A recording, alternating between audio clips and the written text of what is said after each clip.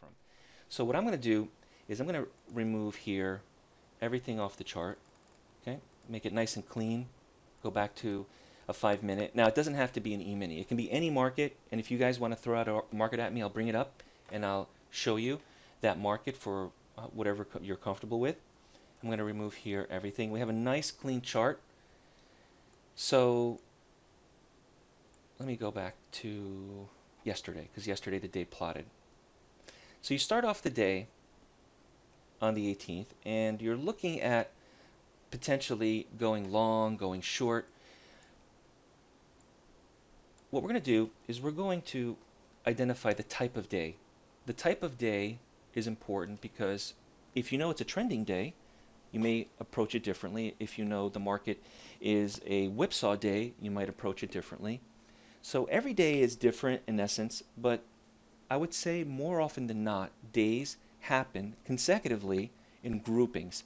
You bring up a daily chart, what are you going to see? On the ATR, you're going to see large days happening 3, 4, 5 in a row. It's a cycle. And then you look at a period of time, maybe 3, 4, 5 days, where the market's very tight, where the ATR is very slow. Remember, the ATR doesn't change quite that dramatically candle to candle. So if you have one day that the market's slow, you know what tomorrow's going to be? Slow. You know what's going to be the day after that? Slow. It's a forecast. Now, same thing on a 5-minute chart. If I know that the market yesterday was slow, I have an expectation that the next couple of days are going to be slow, but you're eventually going to see a trending day because only 15% out of the year markets trend. So when you're looking at 15% out of the year for a trend, everyone wants the home run trending market. Well, let me show you how you can find it, and you can find it earlier or sooner than looking back at the day almost over and say, oh, now I realize it's a trend and I should have approached it differently. I should have done this instead of that. So let me show you how you can actually find out the type of day it is, either a trending day as early as possible, or if you want to look at a day that's normal, where you trade support resistance, you trade the market moving up and down, you trade maybe channel trading. I don't do any of that, by the way, but you may want to. I'm going to show you how to approach it. So when you look at the market in general, 85% of the days, you know what that equals? Chop or back and forth. Just movement goes up, goes down, goes up, goes down. So this is a true statement. Markets don't trend every day. They trend very rarely. Everybody looks for them. 85% of the time, market goes up and down and up and down. What do we do with this information? Well, for me, remember, I live in Florida, Eastern Standard Time Zone. I'm here with the bugs, and for me, the market opens at 9:30. For you, if you live in Central Standard Time, maybe 8:30. This is what's called the day session, the pit session. Even though the market's electronic and it's almost like a continuous movement, they are different sessions. They call it the overnight and they call it the day. So from 9:30 to 12 o'clock here,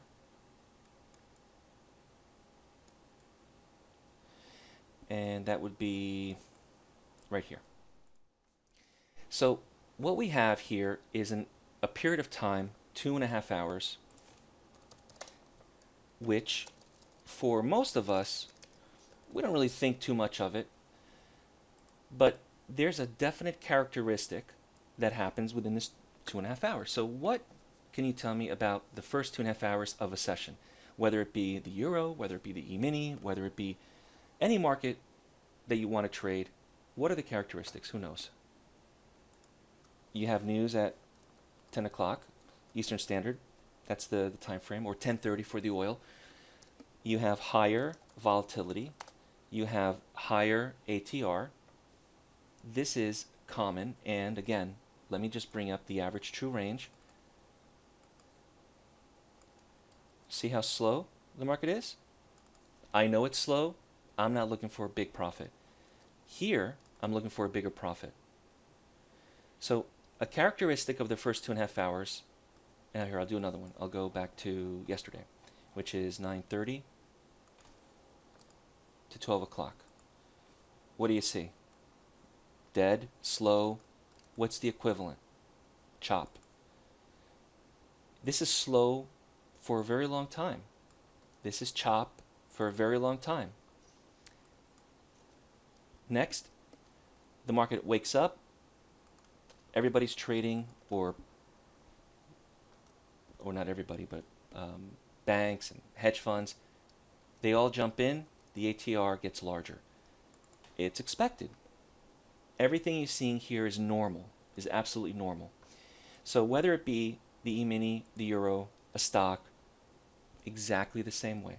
Now, if I know, here let me go back to yesterday. If I know that this characteristic occurs, it would make sense that most of what I'm going to do and the trades that I'm about to take need to be in an area and a time that afford me a bigger profit.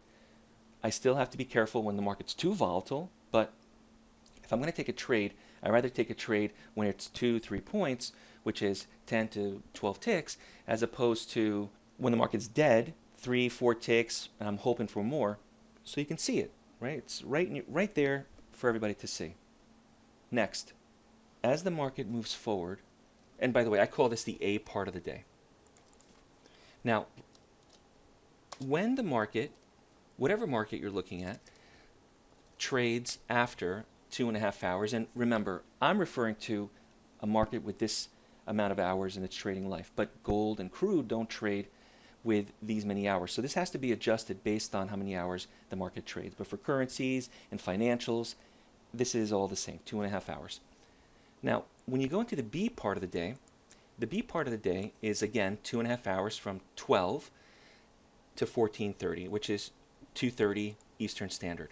So remember, just adjust for your time zone. Regardless if you're international or you're in California, the Pacific Coast, it doesn't matter because the candles, the ATR is the same. It's just my 9 o'clock or my 9:30, maybe your 6:30, or my 9:30, maybe your 14:30 if you're in England. So when I look at this next 2.5 hours, it's the B part of the day. And the B part of the day has a different type of characteristic. The B part of the day, the next 2.5 hours, slows down. It slows down.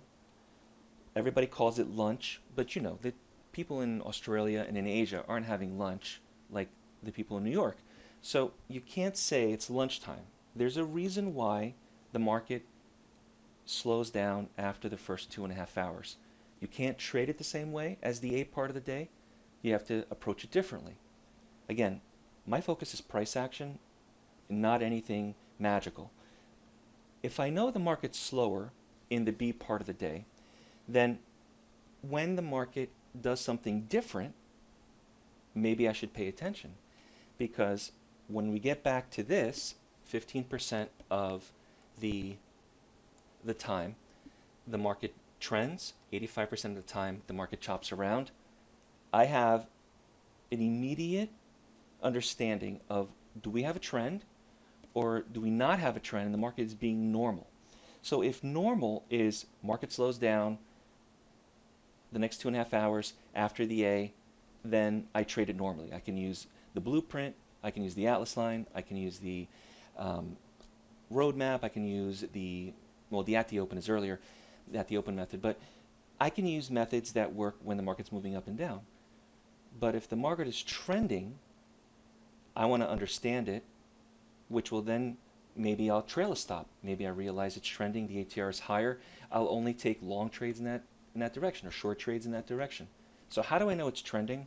Well, what I'm going to do is I'm going to outline the highest high between, and again, let me just put some times here so everybody realizes this, 9:30 and 12 o'clock. That would be 2.5 hours. And then for the B part of the day, it's 12 o'clock to 14:30, which is 2:30. And by the way, 14:30, 1400 here is when the FOMC usually releases their reports. So the A part of the day here, I'm going to outline the highest high and the lowest low. And the reason why I'm doing that is because I'm outlining this range, like you see here. And now, if I'm outlining this range, then moving forward into the future, remember, we don't have a crystal ball. We just see this. We don't know the future. Now, as I go forward in time, what I'm looking at is, will this be normal or will the market trend?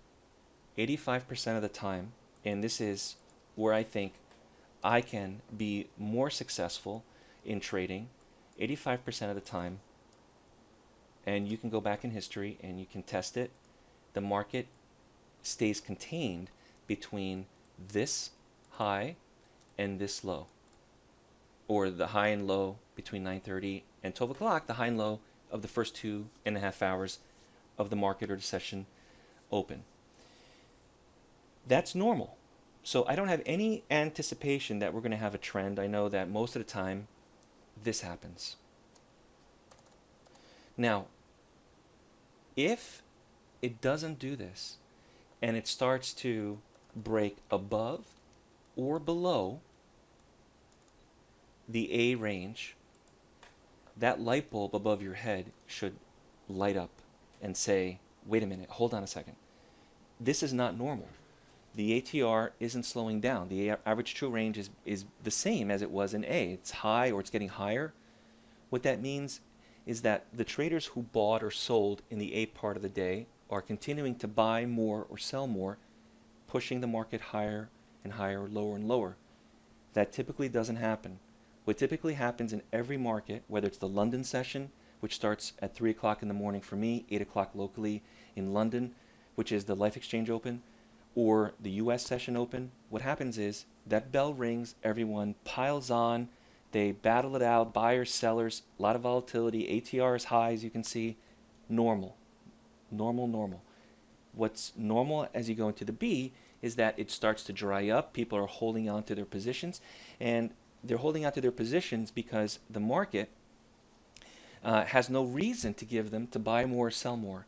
But then a report comes out, then you have some news, then you have Britex, then you have Greece, then you have something happening with terrorism, and everyone buys and sells more, creating the trend.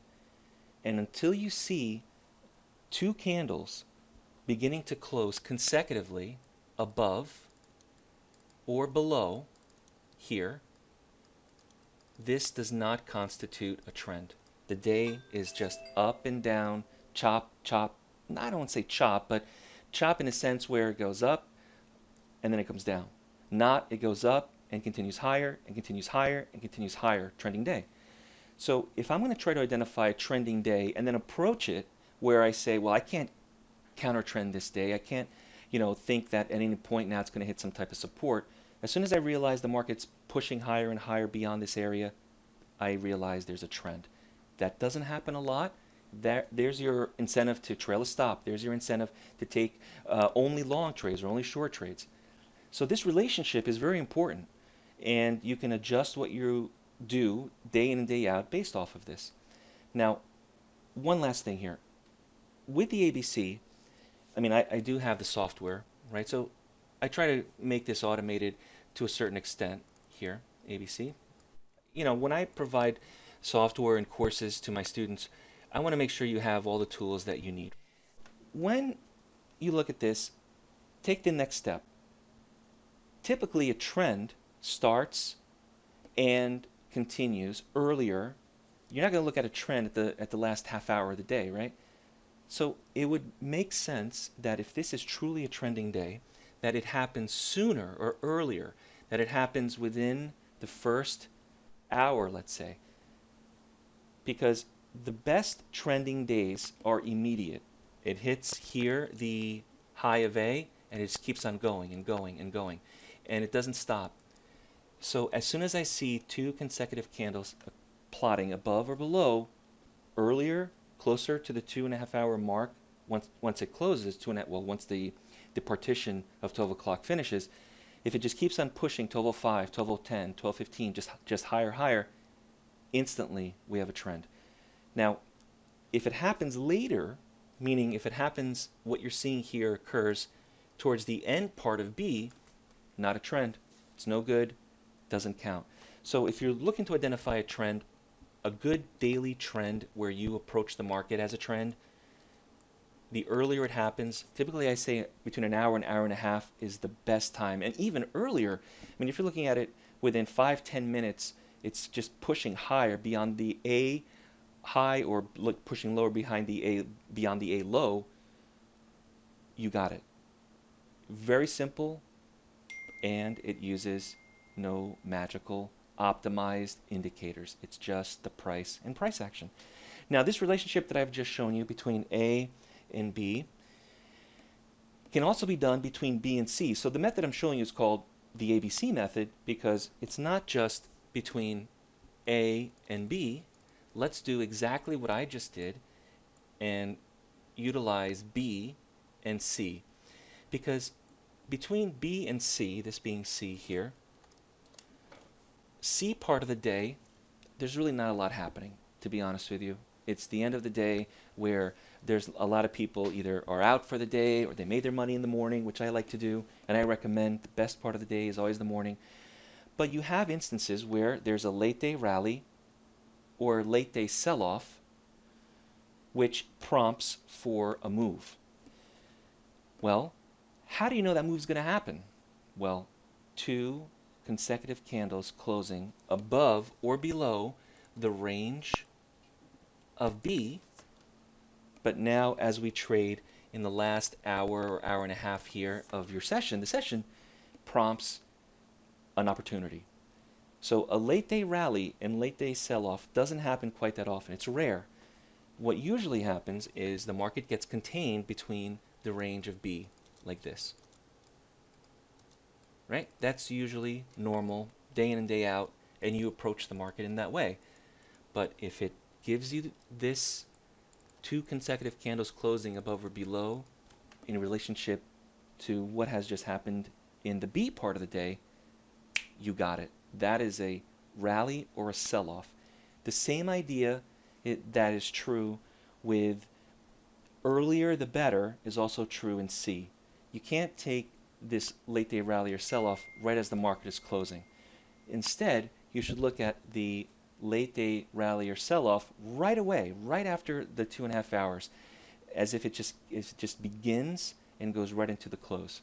So this here is with the ABC software.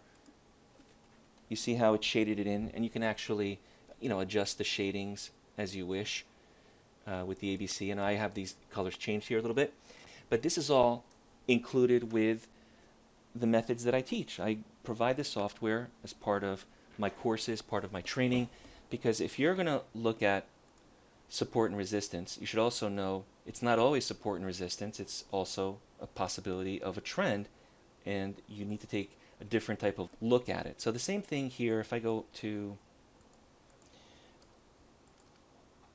let me go back to yesterday or day before yesterday. So this here, it's actually the picture that I sent the email that everyone received. Here is the highest high of A and the lowest low of A, right? And this is all I have, right? So this is from 9:30 to 12 o'clock. So what's normal as I move forward here in time? What's normal is that this becomes very strong support and this becomes very strong resistance. And if I already know that moving forward, I don't really expect the market to break lower or break higher. I have no expectation of that whatsoever. So whatever trades I take are going to be like this, right? Up and down and up and down. So I don't really think of a trend. But if I see the market, right now it's right at the bottom of A, if I see the market pushing lower and lower and lower and lower, that light bulb should start to shine saying we got a trend for the day and I'm going to take this. So what happened? Market respected that A low as anticipated. So you can't look at today, yesterday, day before yesterday as an independent day altogether. They have certain patterns, which I teach, that you can take advantage of. I don't expect the market to be a trend down on August 17 unless price action proves it. So the earlier it happens, the better the trend, It didn't even give you that indication that there's a trend. And now, and by the way, you see this here? False breakout, by the way, something I teach. See that candle? We need two consecutive candles closing above or below. What you have is one candle closing above and the other candle closing right on the line. Doesn't count. It's not two consecutive candles, and it has to happen, part of the rules, has to happen within the first hour to hour and a half for it to even qualify. So this doesn't even qualify, and it's giving you a false breakout. And it's happening here. That's the high, right? So now, as I move forward here in time, what about taking B and doing the same exact thing for a possible late day rally or late day sell-off? Well, this is the high of B based on this wick. This is the low of B, price action again. Now, what do I want to do? Nothing until, I mean nothing meaning not a trending or late day rally or sell-off type of move. I can take a blueprint trade, a roadmap trade, an X5 trade, an Atlas. I mean, I can take all the methods that I know to take advantage of this chop that's happening in between here. But as soon as it breaks, I know that something is different. It doesn't happen quite that often. So here you have a signal happening right at the end of the day. I don't think that it's worth taking a signal right at this late stage of the game, but this signal is basically saying, look, two consecutive candles are finally closing above the range of B. We are moving higher. Let's do another one. Let me see, any questions here on this? What is the best indication of the pre-market that the first third of the day will be a strong trending period? I'm going to show you that, Efron. That's a very good question. So I'm going to, if you give me a moment, I'll show you that distinction as well, okay? They are, Jason. There are opportunities at 3 o'clock in the morning, and I'll show that. Actually, while you guys are talking about the overnight. So let's take a look at this here. So for me, London Life Exchange opens. It's not really the start of the E-mini, but it's the start of a session which pushes the financials here in the U.S. So based on what I've taught you, let me go back to 3 o'clock. Based on what I've taught you today so far, what can I expect out of the A part of the day? So if we're looking at the London, what is it that I can expect? Tell me. Don't be shy. When I look at the A part of the day here at 3 o'clock in the morning, the London session, I can expect there to be higher volatility. I can expect there to be some moves. I can expect something more to happen. It's normal, right? So we're not looking at this as maybe it's going to happen. It's normal. It happens. So as you go forward, if I put here a line at 3 o'clock and I go here into the future, what happens? That. You see? So it's expected. It's absolutely normal. So this happens to be August 17th at London Open. So now A rolls around, and the first 2.5 hours is 5:30, which happens to be here. Okay. So the expectation for the A part of the day, just like it is in the US session, just like it is in the London session, higher volatility, news, opportunities, all that good stuff. But as you move forward, you just don't expect the market to be trending or a trending day. Let's see it happen. Instead, I want you to think what's normal going into the B part of the day is that we're going to chop around. It's going to get stuck between the high of A and low of A. It's going to be in a range, and it's important for me to know if it doesn't do that, if it breaks higher or lower, I have to change what I'm doing. I have to take a different approach for a trend as opposed to up and down movement. So this is 2.5 hours. All right, is everybody following me? Am I going too fast? And you guys email me if you have any questions as well. I'll give you a few opportunities later on to take advantage of some specials as well. So tell me what happens here between 5:30 and 8 o'clock. So the expectation is that the market slows down. So you can see here's the ATR at the end of, all right, it's kind of slowing down, getting stagnant, not increasing. So that's normal. This is the range of A. The range of B never, or the price in B never broke above or below. So what you're seeing, normal trading, normal activity. I see an X5 trade, I see a blueprint trade, I see so many opportunities here without using any special software, just scanning the market. And a lot of my traders do the same thing. They don't even have to use the software I provide to them. They look at the market and they know exactly what's about to happen.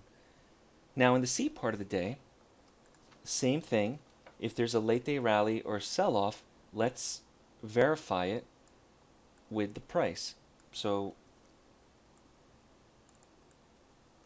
nothing happened.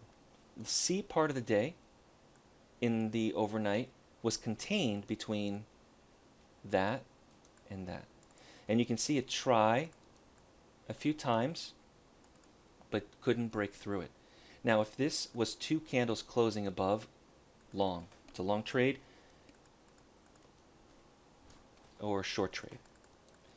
Now, the question that Efron had was, what about configuring something as the A part of the day begins?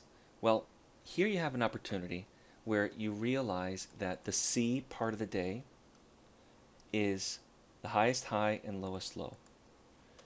And if that's the case, as soon as this opens, the market can continue lower or the market could continue higher beyond the range of C overnight leading into A during the day. Now there's a little bit of a caution that I have to give. So you can see that it worked, right? Here, for example. But the US session has a different element than the London session because of the news that may approach at 10 o'clock. So if you're looking at this as an opportunity, and also there's a lot of volatility that happens, we have to do it where it makes more sense. Don't try to take this type of a move right at the news event 10 o'clock.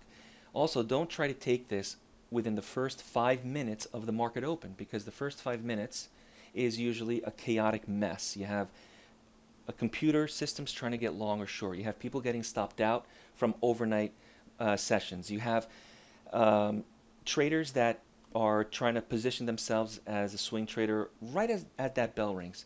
So there's a lot of commotion within the first 5 minutes of any session, especially the US. So it's not a great opportunity. Scalping, forget it, because it just zip-saws so hard. And look at that ATR. So you have the last 4 candles giving you about a point or so, or 2 or 3 ticks. That bell rings, and again, as expected, it just wakes up. All right? Does that make sense to everyone, Efron? Here, let's do another one. So I did that, and here is the overnight for August 17th,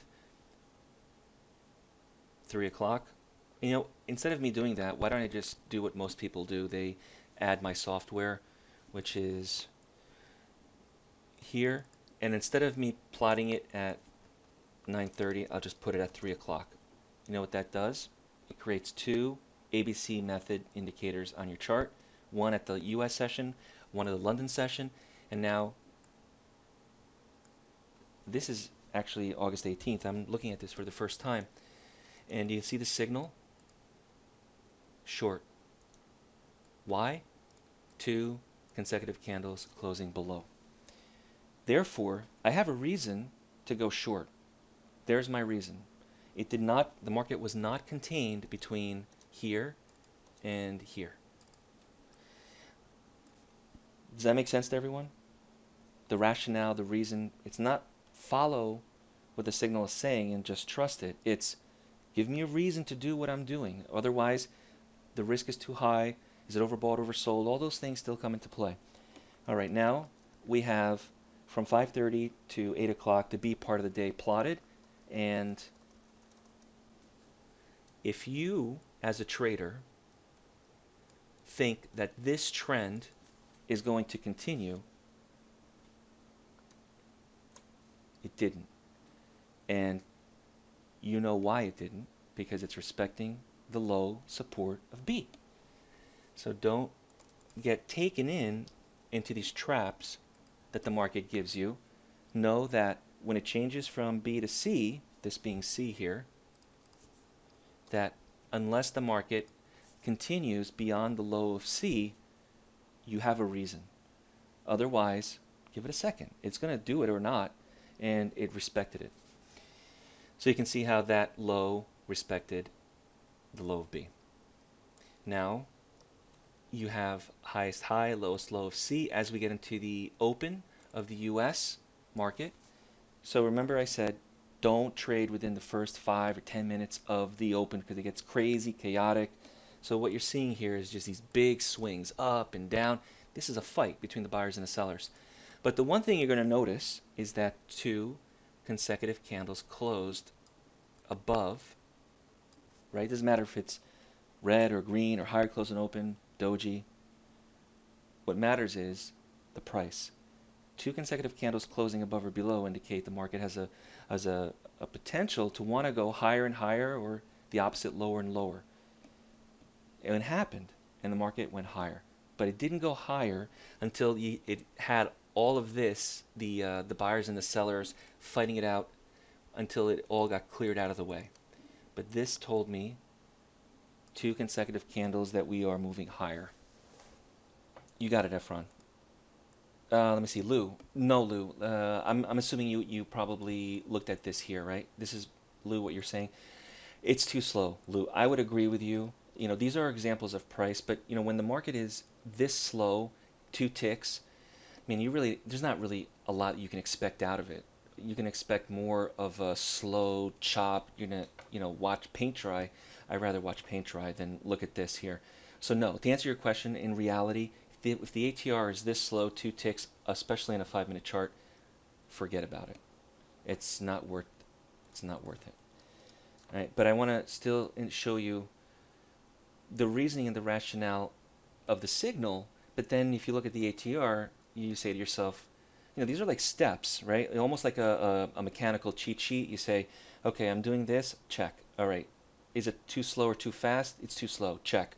So you're almost, you know, proceeding and understanding each part of the move, the trade, the filter, the stop, the target, with an understanding that it's either all got to come together or it's not worth the risk. And remember, risk is your money. You don't want to lose your money just on a gamble. You want to, if you're going to make money or lose money, at least have the odds on your side.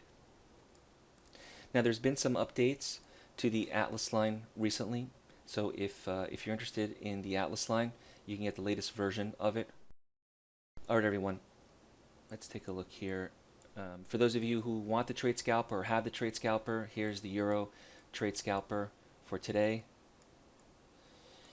And for the E-mini trade scalper, here's the E-mini trade scalper for today. 819, yep, for today.